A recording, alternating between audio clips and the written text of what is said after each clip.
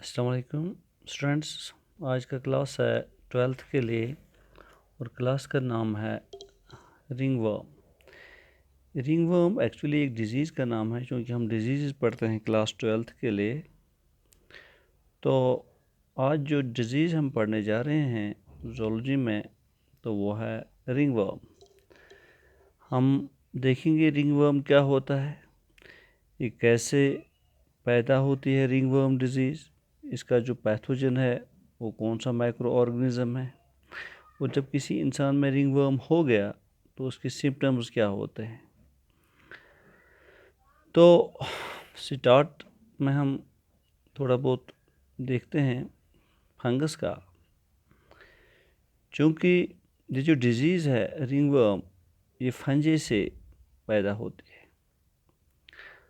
तो फंजे आपको मालूम होना चाहिए कि बैक्टीरिया से पहले दूसरा एक माइक्रो ऑर्गेनिज़म है जो बैक्टीरिया से पहले ही जिसको आइडेंटिफाई किया गया था। तो फंजे जो हैं, फंजे को बैक्टीरिया से पहले ही आइडेंटिफाई किया गया है। और फंजे जो है किस किस जनरा में आता है, क्योंकि मैंने आपको ऑलरेडी पढ़ाया है जीनस क्या होता है, स्पीशीज़ क्या होता है, फैमिली क्या होती है, ऑर्डर क्या होता है। तो फंजे का जनरा जो है वो है ट्राइकोफाइटॉन, वो है एपिडर्मोफाइटॉन और वो है माइकोस्पोरियम। 3 जनरा है जिसमें बिलोंग करते हैं फंजे।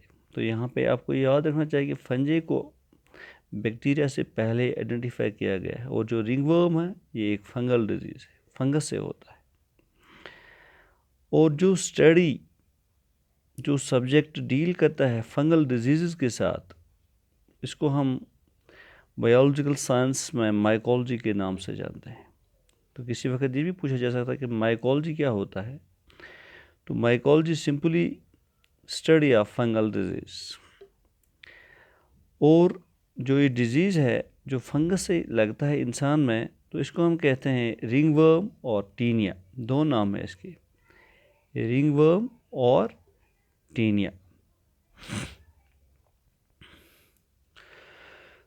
तो अब हम ये देखते हैं कि ये इन्फेक्शन कैसे ट्रांसमिट होता है, जो फंगस इन्फेक्शन है कैसे ट्रांसमिट होता है। तो इन्फेक्शन जो है ये जनरली एक्वायर होता है फ्रॉम सॉइल, ये एक्वायर होता है फ्रॉम टॉवेल्स, कि किसी इंसान ने कोई टॉवेल यूज़ किया, अगर फिर दूसरा इंसान आता है वो उस टॉवेल को यूज़ करता है तो उस इंसान को भी ये फंगस लग सकता है। या कोई सॉइल उठाता है अपने जिस्म पे मलता है, अगर उसमें ये फंगस मौजूद होगा तो उस इंसान को लग सकता है सॉइल से भी। या किसी ने अगर कपड़े यूज़ किए और वो कपड़े फिर दूसरा इंसान लगाता है तो उससे भी फंगस इन्फेक्शन ट्रांसमिट होता है। या इसी तरह अगर किसी के स्कलप में ये फंगल डिजीज़ है, रिंगवर्म डिजीज़ है, टीनिया हुआ है, स्कलप हो गया बालों में, तो उसने कॉम किया तो जो वो कॉम था, कंघा था, वो इन्फेक्ट हो गया। अगर वो दूसरे किसी इंसान ने वो कंघा इस्तेमाल किया तो ये रिंगवर्म या टीनिया डिजीज़, फंगल डिजीज़ उस दूसरे इंसान को भी लग सकती है। सो ये ट्रांसमिटिंग मोड्स हैं, कुछ सॉइल से होता है, यूज्ड टॉवल्स से होता है, इन्फेक्टेड टॉवल्स से, या इन्फेक्टेड क्लोथ्स से होता है, या इन्फेक्टेड कॉम्ब से होता है। तो जो ट्राइकोफाइटॉन जनरा है इसमें जो फंगस आते हैं वो जनरली किस चीज़ को इन्फेक्ट करते हैं, वो उसका इन्फेक्शन होता है स्किन पे, उसका इन्फेक्शन होता है हेयर पे, और उसका इन्फेक्शन होता है नेल्स पे। ट्राइकोफाइटॉन जनरा में जो फंगस आते हैं वो स्किन, नेल्स और हेयर पे अपना इन्फेक्शन लगाते हैं। तो यहाँ हम देखते हैं कि ट्राइकोफाइटॉन रबरम जो है ये मोस्टली एक स्पीशीज़ है ट्राइकोफाइटॉन जनरा में। ट्राइकोफाइटॉन रबरम स्पीशीज़ है इन फंगस की जो ही इन्फेक्शन पैदा करते हैं स्किन में, हेयर में या नेल्स में। तो उसके बाद दूसरा जो जनरा है एपिडर्मोफाइटॉन, उसमें आता है एपिडर्मोफाइटॉन फ्लॉक्सम। एपिडर्मोफाइटॉन फ्लॉक्सम स्पीशीज़ है वो उसका इन्फेक्शन होता है स्किन पे और नील्स पे। यानी कि जो ट्राइकोफाइटॉन रबरम है वो स्किन पे भी इन्फेक्ट करता है, हेयर पे भी और नील्स पे। लेकिन जो एपिडर्मोफाइटॉन फ्लॉक्सम है, इसका ये स्किन को भी इन्फेक्ट कर सकता है, नील्स को भी, लेकिन हेयर को ये नहीं कर सकता है। तो हेयर को ट्राइकोफाइटॉन रबरम कर सकते हैं या ट्राइकोफाइटॉन जेंड्रा वाले फंगस इन्फेक्शन कर सकते हैं, इन्फेक्ट कर सकते हैं। लेकिन जो एपिडर्मोफाइटॉन वाले हैं वो हेयर पे असरअंदाज नहीं हो सकते। तो अगर आपको ऑब्जेक्टिव कल पूछा जाएगा कि एपिडर्मोफाइटॉन फ्लॉक्सम जो है, स्पीशीज़ जो है फंजे की, ये किस जनरा में आते हैं, तो आप बता सकते हो कि एपिडर्मोफाइटॉन जनरा में। ये क्या हेयर को इन्फेक्ट कर सकते हैं? नहीं कर सकते। फिर किसको इन्फेक्ट कर सकते हैं? स्किन और नेल्स को। लेकिन ट्राइकोफाइटॉन जो है, ट्राइकोफाइटॉन रबरम, ये फंगल स्पीशीज़ किस चीज़ को इन्फेक्ट कर सकता है? ये हेयर को भी कर सकता है, ये स्किन को भी कर सकता है और नेल्स को भी कर सकता है। और ये ट्राइकोफाइटॉन जनरा में आता है। तो तीसरा वाला जो जनरा है वो है माइकोस्पोरम। तो माइकोस्पोरम क्या है? माइक्रोस्पोर्म अटैक करता है स्किन पे, हेयर पे, लेकिन नेल्स पे नहीं करता है। यहाँ ये तीन चीज़ें याद रखनी हैं। ट्राइकोफाइटॉन स्किन को भी इन्फेक्ट कर सकता है, हेयर को भी, नेल्स को भी, लेकिन एपिडर्मोफाइटॉन सिर्फ स्किन और नेल्स को इन्फेक्ट कर सकता है, हेयर को नहीं। और माइकोस्पोरम ये इन्फेक्ट कर सकता है सिर्फ स्किन और हेयर को, लेकिन नेल्स को नहीं। एपिडर्मोफाइटॉन कर सकता है स्किन और नेल्स को, लेकिन हेयर को नहीं। और माइक्रोस्पोरम ये जनरा में, इस जनरा में जो आते हैं, मिसाल के तौर पर इसमें आता है माइक्रोस्पोरम कैंस। ये एक स्पीशीज़ है फंजे की जो इस जनरा में आते हैं, माइक्रोस्पोरम है। तो ये इन्फेक्ट कर सकते हैं स्किन को और हेयर को, लेकिन नेल्स को नहीं।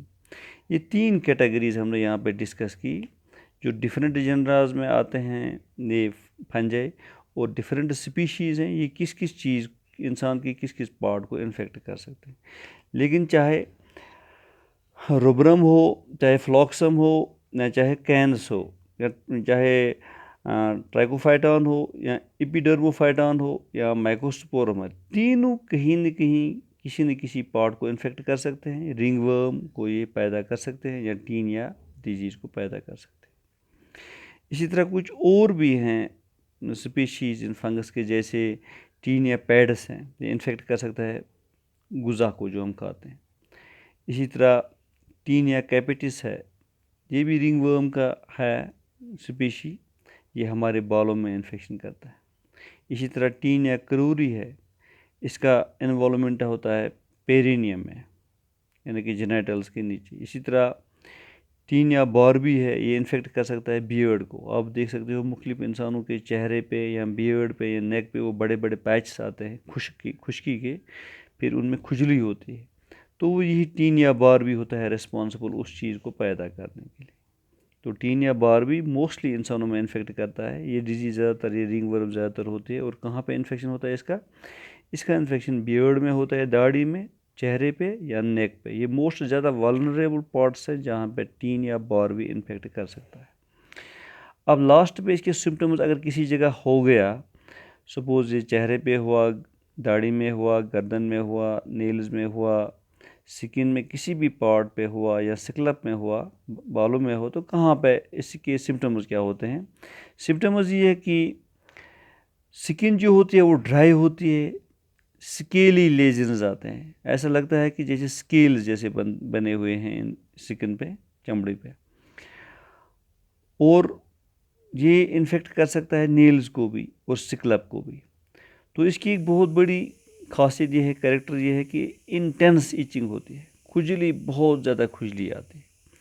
और चूँकि, और यहाँ पे आपको ये बात याद रखनी चाहिए कि ये जो फंगस हैं ये ज़्यादा अटैक करते हैं इंसान पे मौसमी गर्मा में, यानी कि जब समर सीज़न हो, हीट बहुत ही अप होती है, लेकिन साथ साथ अगर वहाँ पे मॉइस्चरस एटमॉस्फेयर होगा, हीट और मॉइस्चर जब दोनों चीज़ें होंगी, नमी भी होगी ज़्यादा और हीट भी होगी, तब ये फंजे जो होता है ये ज़्यादा ग्रो करता है, ज़्यादा पलता है और इसका इन्फेक्शन ज़्यादा होता है।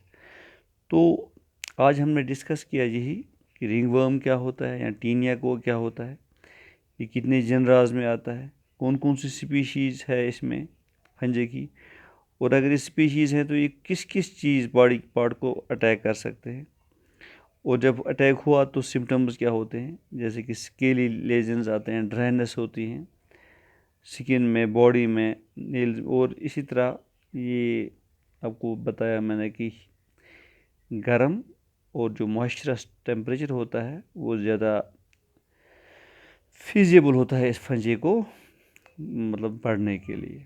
तो ये आज का टॉपिक था क्लास 12th के लिए ज़ूलॉजी में। तो होप आपने अच्छी तरह ये समझ लिया होगा। Have a good day and thank you.